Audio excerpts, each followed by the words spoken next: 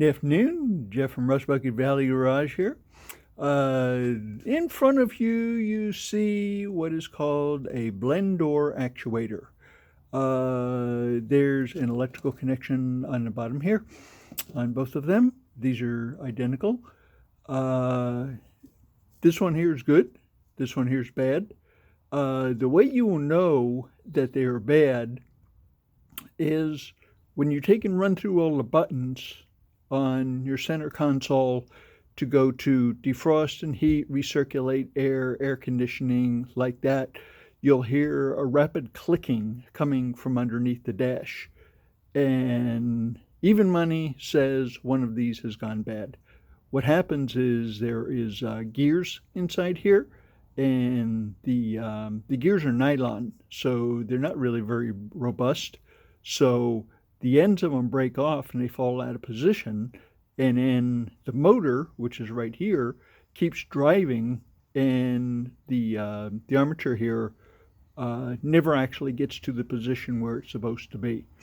Okay, so this is a problem that is solved by just replacing the actuator.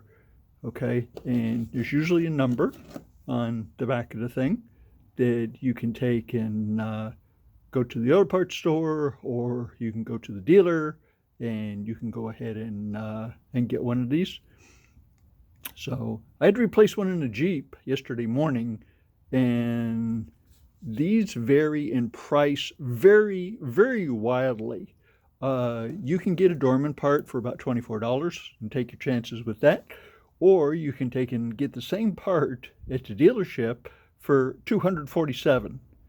So I guess there's an economic decision there that has to be made. But replacing this is a cog, okay? And you'll notice that there is a flat spot on here. Well, there is a flat spot on here as well.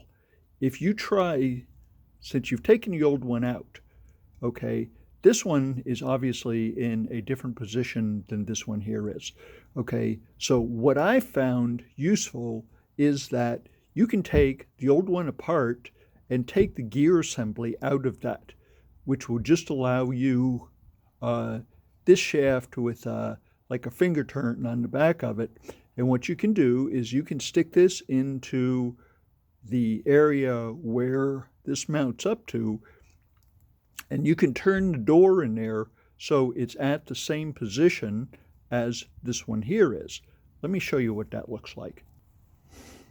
Okay, so there's some little tabs on here. You just take a very small screwdriver, and since basically this is trash anyway, you can go ahead and bend these tabs back, and you can open this thing up. Problem with this one right here is this gear right here on the bottom is broke. Okay, so that's why you go click, click, click, click, click. The part you want is under here. So, see, that's the one you want. Okay, and you just take this piece off the circuit board, and it's going to fight me a little bit. Let me get Mr. Pry Bar after it. Okay, so did that, pried it off the circuit board.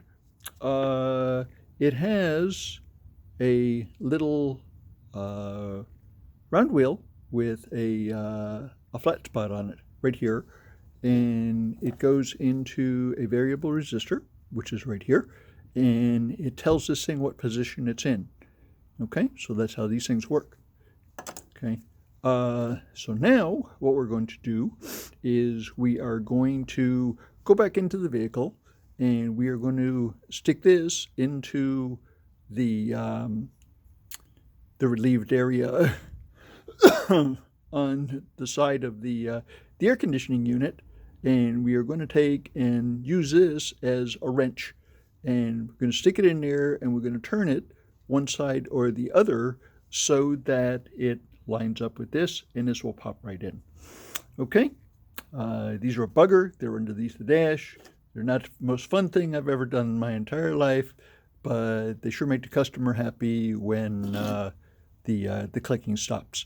Hope I've given you some little tech tip for the day, and you can do it. You can get to it. Just takes a little bit of patience. Okay. Please subscribe, hit notify, and we'll see you next time. Have a great day.